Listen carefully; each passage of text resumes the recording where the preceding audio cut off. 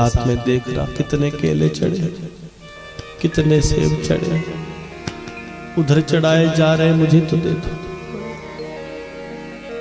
सब भक्ति कर रहे, सब नाम पुकार रहे, और गुणनिधि की नजर कहां?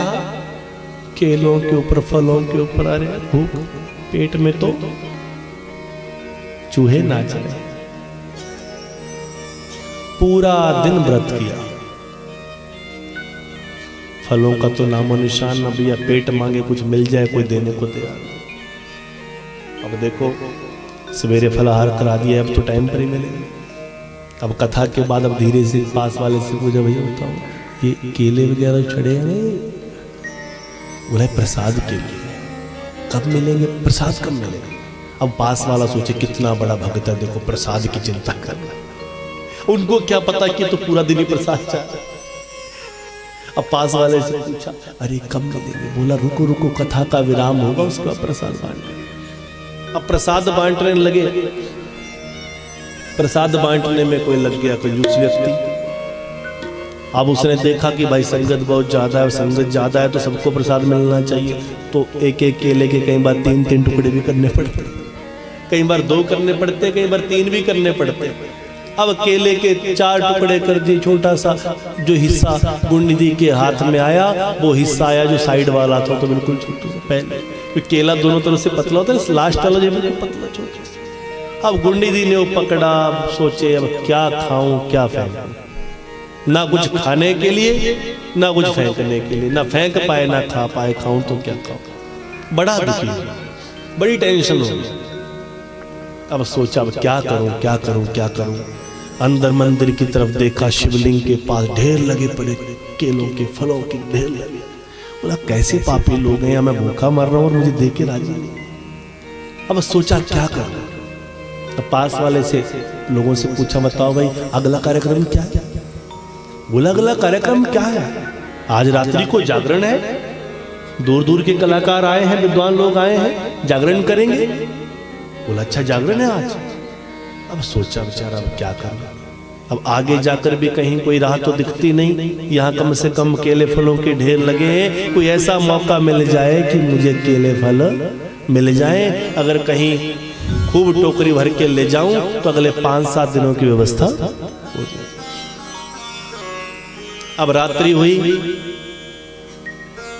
पूजन चल रहा भगवान का।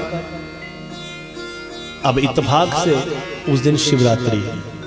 अब पूरा दिन व्रत, रात्रि का जागरण शुरू हो गया, साथ साथ में 4 प्रहर की पूजा शुरू हो गई। अब पूजा में लाइन में वैसा तो नहीं बोलेगा कोई कि मैं नहीं जाऊंगा, लाइन में सब चल रहे हैं, वो बेचारा जा रहा है लाइन में। पहले पैर की पूजा हो गई, अब फिर जागरण चल रहा है, वो बेचारा मजबूरी में ताली बजा रहा है, ताली बजा रहा है। तो सोच रहा है कब तक के ताली बजेगी भाई, अंदर कुछ मौका।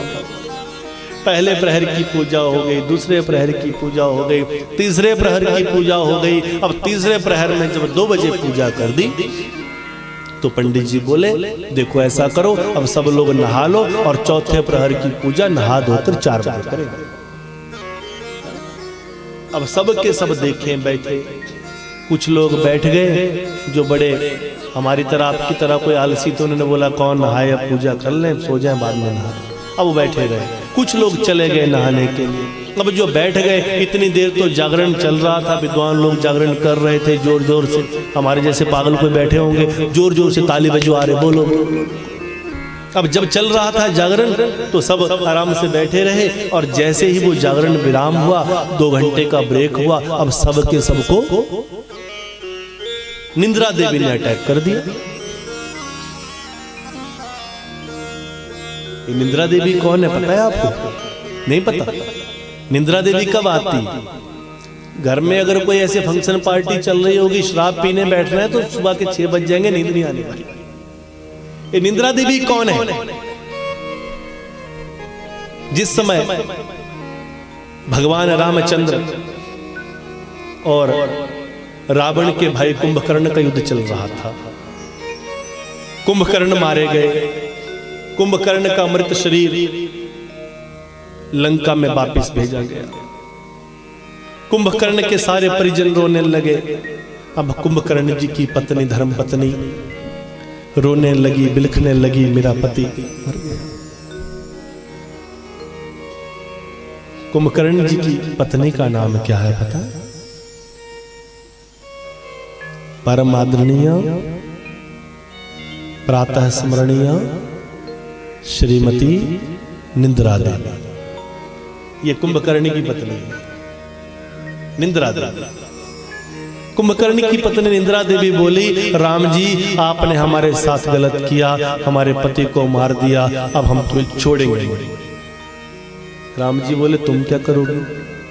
तो निंद्रा देवी बोलती है कि हे राम जी, और तो हम आपका कुछ बिगाड़ नहीं सकते, पर एक बात पक्की है कि जब जब कोई भगवान के भजन के लिए बैठेगा, जब जब तुम्हारे नाम के लिए बैठेगा, जब जब भगवान की भक्ति के लिए कोई बैठेगा, तब तब हम उसके सिर पर सवार हो जाया करेंगे। ये कारण है कि जब आप कथा में बैठते हैं, सत्संग में बैठते हैं, तो निद्रा बहुत ज्यादा आती है। अब राम जी सोचे मैं क्या करूं? निद्रा देवी बोली अब बताओ क्या करोगे? मैं ऐसा करूंगी कि आप मेरा कुछ बिगाड़ भी नहीं पाओगे। राम जी बोले, निद्रा देवी अगर तुम ये करोगी तो हम क्या करेंगे ये भी सोच लो। मेरे नाम का गुणगान करने वाले, प्रभु के नाम का गुणगान करने वाले जितने संत महात्मा ब्राह्मण विद्वान जन होंगे, मैं उनमें एक पागलपन का कीड़ा यहां डाल कैसा कीड़ा? उनमें एक ऐसा पागलपन का कीड़ा डाल दूंगा कि वो हर 5-5 मिनट में बोलते रहेंगे, बोलिए भागवत भगवान की।